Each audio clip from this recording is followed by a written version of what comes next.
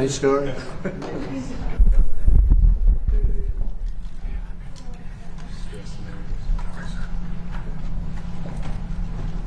Well, thank you very much, and this is a great story, and it's an honor to be with Ryder Williams, who is a 16-year-old lifeguard, California, the Santa Cruz area, and I understand he was a winner right from the time they first saw him as a lifeguard. A lot of training, a lot of work, and he saved this young gentleman who I had a long talk with. I said, would you have made it without him? And you said, not really, right? Not really, it was trouble. Yeah. So you're gonna have a long and beautiful life. Thank you. And I just thought it was, we were all watching, everybody watched, and got a lot of publicity because of the ferocity of the waves. I've never seen waves, I mean, that was sort of violent. We were just discussing, and at certain times of the year, mostly like right around now, the waves get very rough in that area. And they're swirling, and if you don't know what you're doing, it's going to be tough, or if you're small, if you're young. So I just want to congratulate Nathaniel Rai for coming through an ordeal. And that means you're going to have good luck in life. You know, that's called good luck. I want to say hello to your father, and who came along for we invited them to the Oval Office and to the White House. After this, if you'd like, we're going to have them brought up to the Lincoln bedroom, where you see the room of Abraham Lincoln. That's pretty good, right? Yeah. And also your sister. It's really nice. We have some of the people that Nathaniel and that work so much on the whole process with Nathaniel, and were with Ryder right from the beginning. And I guess you learned from these people. They taught you how to do what you do so well, Ryder, right? Yes, sir. They trained me. And Nathaniel's very happy about that, Ryder, I have to tell you. Shane Williams, the father of Ryder. Thank you very much, Shane. You did a good job. Thank you. I see you're in one of my favorite uniforms. Yes, I'm a big fan of that. You couldn't be happier, right? I couldn't be more proud. When you saw that on television. Yes. It was incredible, actually. Shannon Williams, that's the mom. So you did a good job. It's good genetics. When you look at him, you can see really good. Summit Rai, that's the father. Thanks again, Summit. We appreciate it. Layla Rai, sister of Nathaniel. Thank you, honey. Aaron Bonin, Santa Cruz lifeguard, who assisted Ryder, and he became quite famous also. That was a good assist. He helped you a lot, right? Yes, sir. He helped you a lot. Thank you very much. Great job. Fantastic. Alex Lascutoff, Chief of Law Enforcement and Emergency Service in Santa Cruz. Thank you. Great job you guys are doing. Thank you, Mr. President. Justin McHenry, Assistant Chief of Aquatics and Lifeguard Operations, Santa Cruz. Right here, sir. Good job. Thank Were you. you responsible for the training? Yes, I help oversee and That's guide good. the training for our lifeguard program. And for a lot of the lifeguards, right? We train about 200 lifeguards a year, Great. Yep. At that age, too. starting at 16. Starting at 16. That's a lot. I read that that's a lot to do for a 16-year-old. That's not easy. It's a huge responsibility, and it requires a lot of That he did it so well, right? integrity and resilience. And I think this particular rescue that Ryder performed really exemplifies what we're looking for in a state park lifeguard. And you couldn't let go for an instant. If you let go for one instant, it'd be very hard to find, right? Oh, absolutely. In those conditions, losing a victim would be disastrous. Yeah, really amazing. You have no idea the respect. Joel, where's Joel? State Park Superintendent, lifeguard, Santa Cruz. Joel, thank you very much. That's dinner hour, right? Correct. Good job, Joel. And Mike McAnamy, State Park Superintendent, Santa Cruz. Yes, sir. Thank you very much. Well, we're honored to have all of you. And again, what you did was incredible, and everybody saw it. And you'd watch it over and over. I know when I first saw it, I said, roll that back. I want to see that again. Is that really happening? And both of you people have to be very proud. The whole group is proud. And your father is the happiest man in the world, you know that? Because I asked him a question. I said, so if that didn't happen, your life would be ruined. And you said, would be a whole different life, right? Absolutely. Amazing. No question. It's Yeah. incredible what Ryder did. I'm just beyond grateful to him and Aaron and the rest of the team and even the Good Samaritans that were there.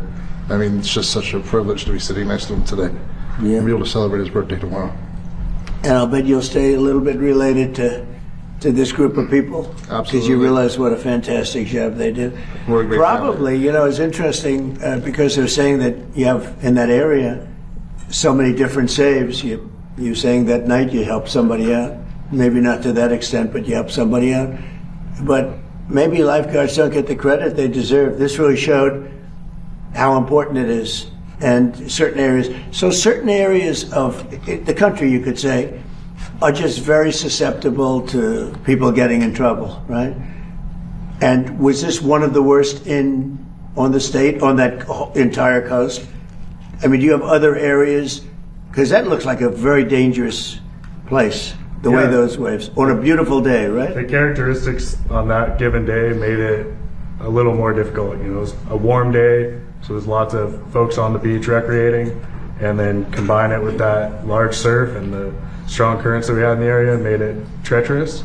But California's coastline is very diverse, and we have very remote and rugged sections of coastline that our lifeguards work on every day. Do you have areas where you don't have lifeguards that are very dangerous and people innocently go swimming and they don't have a chance, probably, right? There certainly are unguarded areas within the state and around the nation, and you know, people getting in without the knowledge or ability to recreate in those waters can be extremely dangerous. And you have a lot of that. Is this one of the more dangerous areas, the swirl? I would say it's during the summer months. It's one of our more dangerous summer beaches. Yes. Yeah, it looked amazing, and it didn't stop. You know, the water came in and just keep coming. It was, and it looked like you were almost on shore, but you weren't really on shore. It's deceptive. It was a fantastic thing. Do you have any questions? Congratulations on being honored here, Mr. Let's keep Williams. the questions for them just for this, and then we can ask a couple later. Go ahead, Thank you, please. Mr. President. So thank you for doing this, first Good, of all. sure. What do you hope young Americans in our country take away from this incredible young man's That's story? a great question. I mean, look, they're going to look up to Ryder. They're going to look up to Nathaniel, the way Nathaniel handled it. He was cool considering the problems I was watching. You were very cool, and they're going to gain respect. I think, you know, very importantly, they're going to gain respect for what these people do, having to do with lifeguards and having to do with safety. This was an unbelievable experience. Anybody watching, like, it's not my world, but I respect that world. I always had, but never maybe so much as I do now. So I thought you bring, you know, to your profession, to what you do and what you do so well, you brought tremendous grace and experience, really tremendous grace, tremendous a feeling that it's so amazing to see this happen, to see it before your eyes. And I don't think any other, I've seen surfs, I've seen rescues before. I've never seen anything quite like this.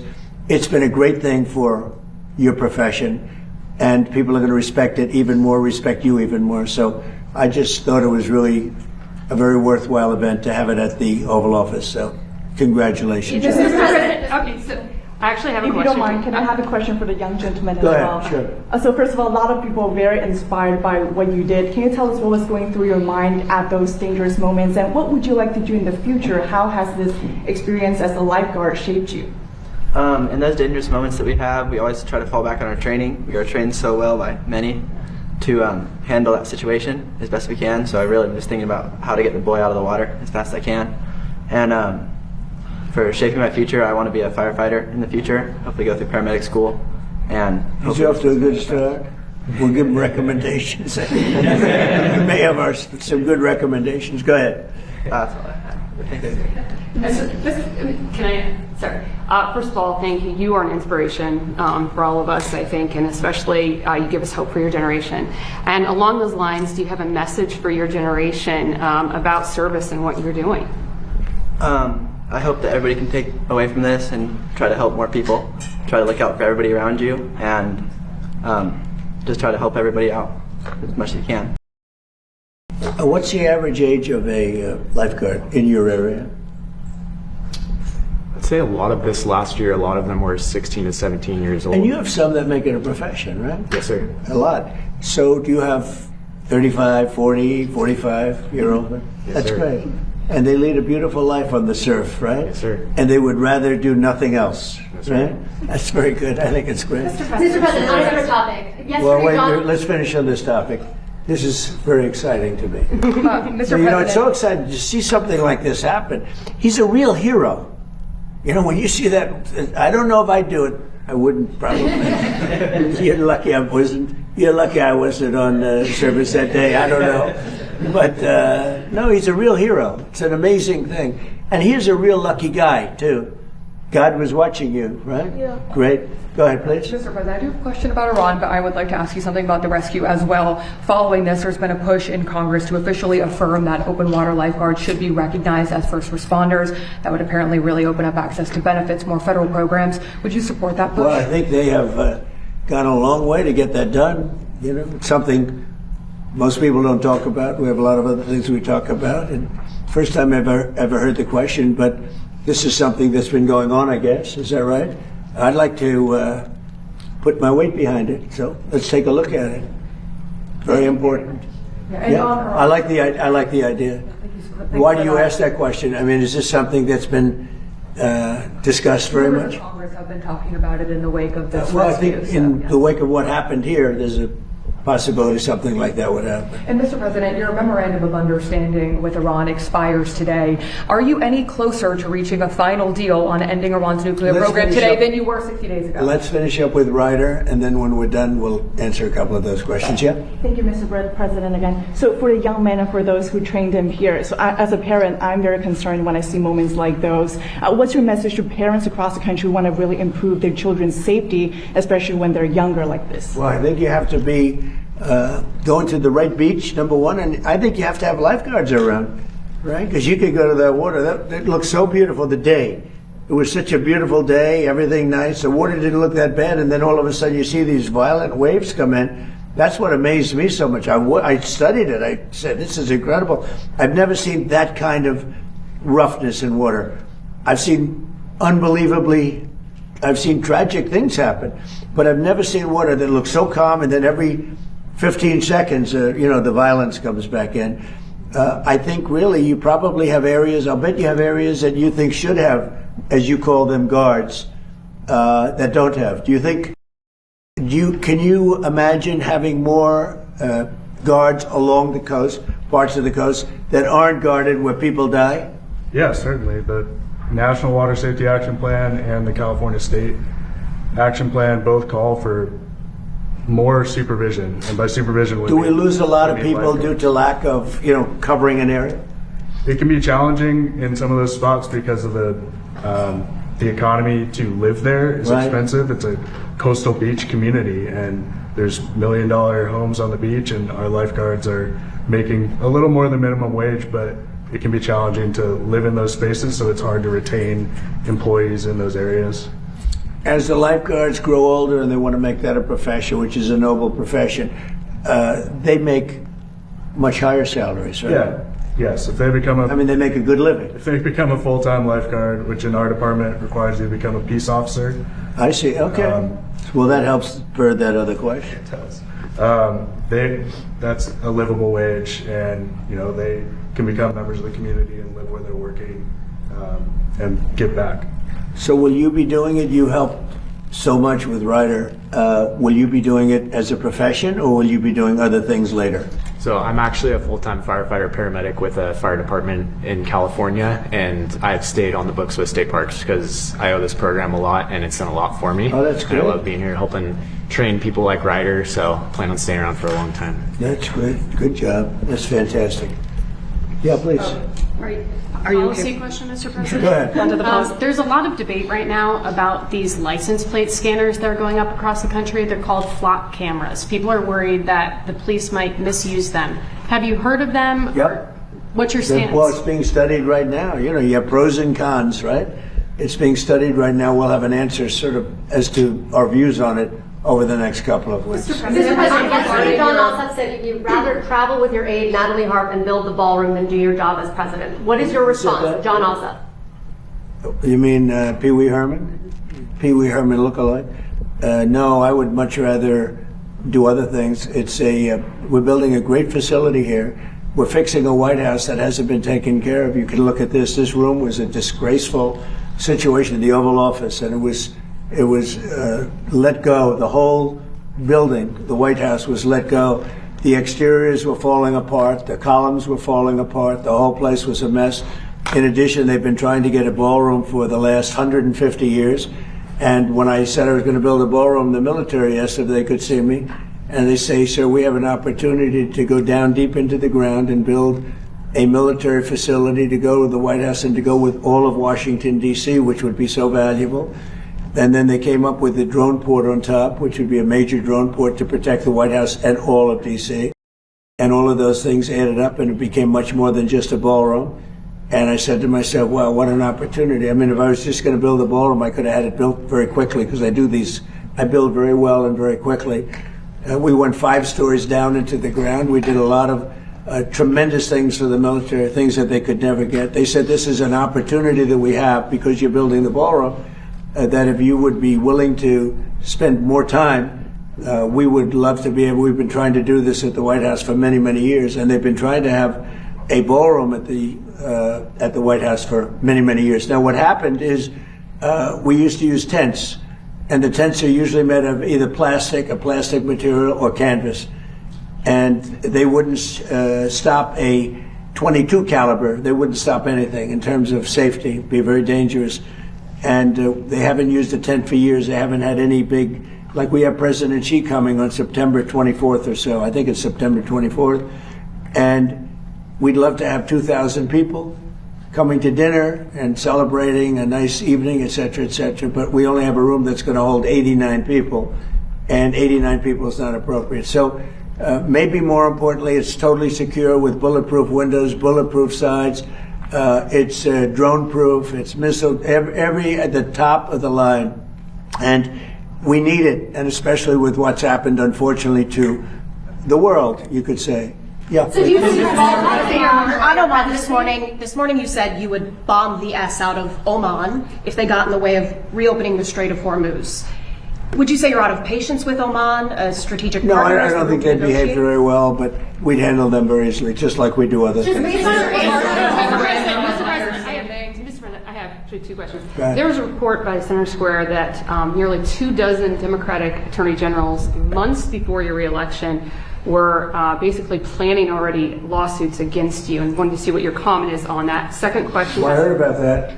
I'm not surprised, because they've weaponized this country like never before. The Democrats, or the Democrats as they call them, they've weaponized the country like nobody's ever seen anything like it. When you see the reports that are coming out now, that you would have never seen if I had not won the election in a landslide, but you would have never seen it if I didn't win the election. But the reports that you see coming out now, and the kind of illegal activity that they used on the 2020 election and beyond is earth-shattering. These are very dishonest people, so I wouldn't be surprised to hear that. Sorry, this is on D.C. You have mentioned before, if the Democrats get in again, that they may eliminate the filibuster next time and make D.C. a state. A while back, Senator Mike Lee had floated an idea. It wouldn't be a state. It wouldn't be. I mean, if we're talking about us, we have, as you know, a very radically left person elected mayor, who I haven't met. I'm sure she's very nice, but very, very, very radical left. And we would have to federalize D.C. You know, we've made D.C. great. When I got here, it was a very dangerous capital. I would have said to Ryder, don't come, it's too dangerous. Now I can say you can walk down the street, you can grab Nathaniel and all your friends, you can walk in, you're going to be very safe. But if you were here a year and a half ago, the numbers were horrible. The crime stats, the murders, the death, the drug dealing, everything was, we have one of the safest, we've taken it from one of the most unsafe cities in the country to as safe a city as there is. Amazing what's happened to Washington, and it's our capital. We have to have a safe capital. And we did it through a lot of different reasons, but we also put the National Guard here. But in addition to that, the cleanliness, the new grass, the graffiti's all gone. We fixed up 82 monuments, fountains, and other things. The places, and when you see it in 6 months from now, it's going to be even beyond that. We're proud of our capital.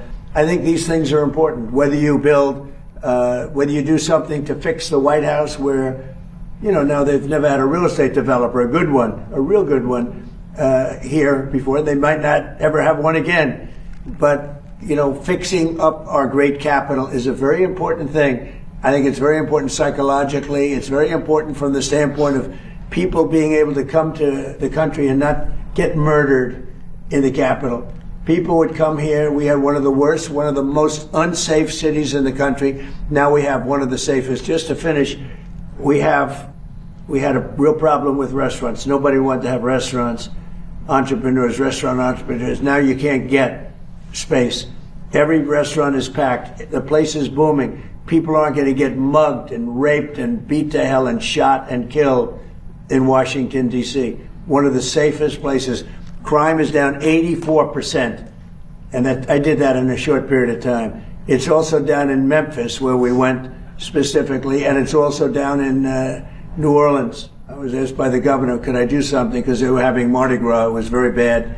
And they had the best Mardi Gras they've ever had, the safest Mardi Gras that they've ever had. And we could do it in New York, we could do it in California, we could do it in Chicago if we were asked to do it. But the crime stats in the whole country, we have down 15, 16, 70%, a record. Mr. President, why hasn't Kim Jong-un responded to your request to have a conversation? How do you know he hasn't responded? Has he? Yeah, he has. Did you speak to Where him? are you in conversation? Very positive. Well, just so you understand with South Korea, look, South Korea has been protected by us for many, many years. And during my first term, they agreed to pay close to $3 billion a year for protection, because we don't, you know, they essentially weren't paying. And I asked them to do that at my request. I said, not right. They weren't happy about it, but they agreed. I asked for $10 billion, and they were very unhappy. But we agreed for a short term that it would be $3 billion, and next year it would go up, and the next year it would go up, so they start paying for their protection. When the election was rigged and I ended up watching for 4 years and then coming back, I watched Biden rescind that $3 billion a year for whatever reason. When I called recently President of South Korea, who I like, I think he's very nice actually, but I called him, I said, would you like to give us a little hand? We don't need help with Iran, but if you'd like, give us a hand with Iran. He said, no thanks. And I said, wait a minute, we have 39,000 soldiers over there guarding you from Kim Jong-un, your next door neighbor, and you're not going to help us on a very easy military operation in Iran? That's strange. No, we'd rather not get involved. I say, well, why are we involved in helping you? So, and I want to help them, but, you know, when you ask somebody, would you like to give us a hand, and they say, no thanks, and then we're guarding them from a country and paying ourselves billions of dollars, it's costing us billions and billions of dollars to protect not only them, but other countries. Look at NATO. We spend hundreds of billions of dollars protecting Europe from Russia.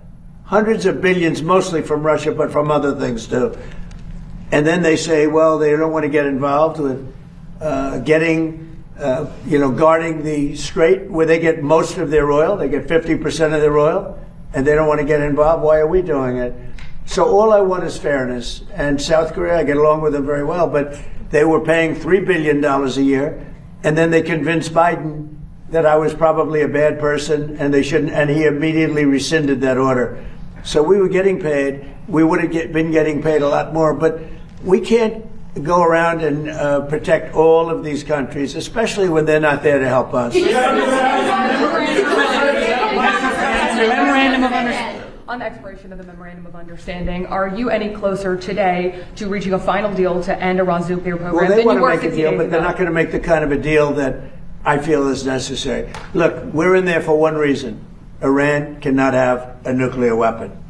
You understand that. Iran cannot have a nuclear weapon, and they won't have a nuclear weapon. And right now, them building one after what we did previously with the B-2 bombers, going to be a long time behalf. But Iran cannot have. It's very simple. They can't have a nuclear weapon. How do you respond to folks who say that you are prioritizing the interest of adversaries in North Korea over our longtime partners by scaling back these military exercises? No, I'm making it much safer. You see, I'm actually making it much safer. Kim Jong-un has always treated me with great respect. And we met on numerous occasions, actually, 2 primary occasions, spoken and spent time. I understand him. He understands me. You're doing war games. I get along with him. You know, he didn't like Biden. He didn't like Obama. He didn't like anybody. But I get along with him very well. No, what I'm doing is making things safer. Just the opposite. Did he ask us to scale back on those? Quiet. You're very disrespectful in front of this young man. Okay? Don't you find her disrespectful? He understands. Quiet. Who are you with? I'm with CNN. Fake news. You're just like fake to follow news. up on this. You're a loud, boisterous person. You're fake news. I was Be trying to quiet. find out if Be you had quiet. been talking Be to quiet. Kim Jong-un, if he had asked you You're a to fake scale back reporter, and you on report the fake military news. exercises. Go ahead. Mr. President, is there enough food on the USS Lincoln? Yeah, it is. That was a CNN fake report. The Lincoln has been out there for a period of time, good period of time. But over the years, we've had them out there much longer. I was at a group meeting, and an admiral came up to see me over the weekend. And it was at a big group, and he happened to be an admiral retired. He said, I've been on ships that are out there much longer than that, sir. And I know people on the Lincoln, they say it's beautifully maintained and beautifully taken care of.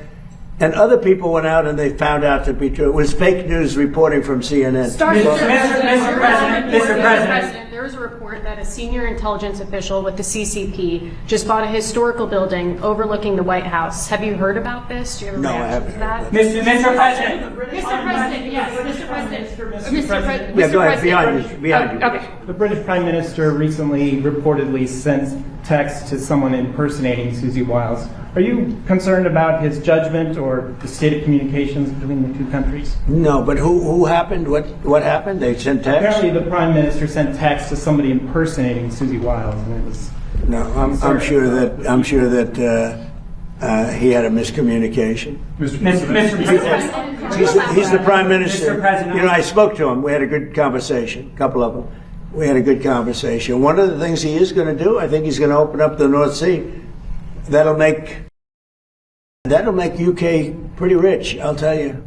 Mr. President. If he opened up the North Sea, now he's got an immigration problem and he has an energy problem. He would have solved one of his problems. That would be a big thing. That would make UK rich. If you open up the North Sea, it's one of the great finds anywhere in the world. And if they would open up the North Sea, UK would be rich again. Mr. President. Yes, Mr. President. Have the people who Don't you find them nice? Huh? Nice people, right? Look at him. He's saying, where do people like this come from? We're not all Your son is saying, where do people like this come from? Go ahead. The people who are opposing the people who are opposing the ballroom and challenging it, have they offered any sort of solution or sort of compromise, or do they just say there should be a hole there? The people that are opposing the ballroom are people that, in my opinion, are very disloyal to our country, very, very disloyal to our country. And I think we're doing very well. We're way ahead of schedule. We're under budget. It's going to be the most beautiful ballroom of its kind. You know, when I was in China, we went to the Great Hall of China. It was this big, beautiful building. And we don't have anything like that. And we have to have that. It's very important. But we also are getting tremendous military protection, drone protection. The building is drone-proof. It's missile-proof as much as something can be missile-proof. It's totally bulletproof. Any bullet, nothing can go through the windows. We have, you know, all top-of-the-line stuff. It's very safe. And you know, the one thing, it's not for me, because I'm going to be here a very short period of time when it's finished. If it finishes right on time, on budget, on time, I'll be there for 4, 5, 6 months. This is for future presidents. This isn't for me. This is for future presidents. And it's a gift. We're making a gift to our country, spending hundreds of millions of dollars to build a ballroom. And it's a gift from great patriots of this country. From, as an example, I mean, I'll give you names. I released some of the names. In fact, I wanted to put them out today, but we got a little busy. And this was, frankly, being with this group of people was very important to me. But we'll be putting them out, some of the people that contributed. But this is a gift to the United States of America. No taxpayer money is necessary. And you can have the finest ballroom anywhere in the world. It's not something I wanted to do, but it's something that's needed. And again, I'm not going to get to use it very much because by the time it's completed, I'll have 4 or 5 months left, 3 months, who knows. But we're ahead of schedule. It's going to be the best of it in the world, of its kind in the world. There'll be nothing like it in the world. It fits beautifully with the White House. It's gotten fantastic reviews, architectural reviews. People think it's incredible. And when you see it, you'll say, wow, that's really something. And that's what the United States is all about. We have to have that. But in addition to the ballroom, we're building a great military complex. The people that started the lawsuit, the head person, I believe, was fired.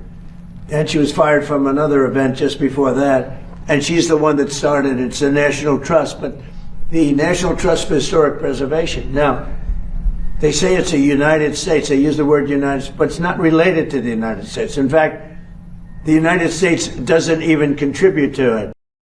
It has nothing to do with it. It stopped contributing when they realized there were nothing but troublemakers. Years ago, it stopped contributing. So this isn't like an official United States bureau or United States agency. They stopped contributing to the National Trust. And it's called the National Trust. It has this great name, National Trust for Historic Preservation. They're a bunch of troublemakers that the United States, many years ago, long before me, stopped contributing to. The woman that started it was fired. She's no longer there. So this is the remnants of it. And the bottom line is they're trying to stop something, and they won't be successful, but they're trying to stop something that's almost completed. When they brought a suit, why didn't they bring the suit a year before?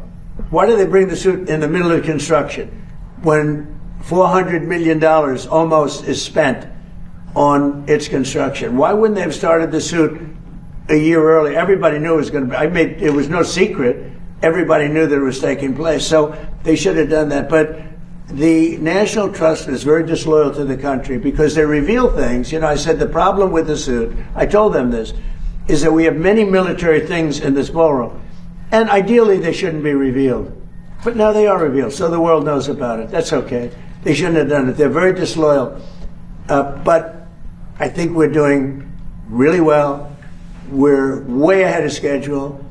And many presidents are going to use it for many years to come. The country will have one of the greatest gifts it's ever received. One more. Last week you said that you would soon declare the Strait of Hormuz to be a territory of the United States. Could you elaborate? Well, I just think it's a great idea. Yeah, I mean, we control it. We control it with the blockade. We have a blockade. We control it with the blockade. And I like the idea of declaring it a territory. We have total control over the strait. Now, they can be a nuisance. They can put a mine in the water, and people don't like having mines hit their billion-dollar ships, et cetera. But the blockade has been very effective. And, we're taking out, now maybe that will stop, or maybe it'll open up even further, but we're taking out millions of barrels of oil a week. If you look at the kind of numbers that we're doing, the strait is open. And the oil prices are coming down, and they will continue to come down unless we decide to do something far more drastic than we're doing. Iran is in big trouble. They have 300% inflation. The country's a mess, and the military is totally defeated. Thank you very much, everyone. Are you seeking an extension to the MOU? Thank you.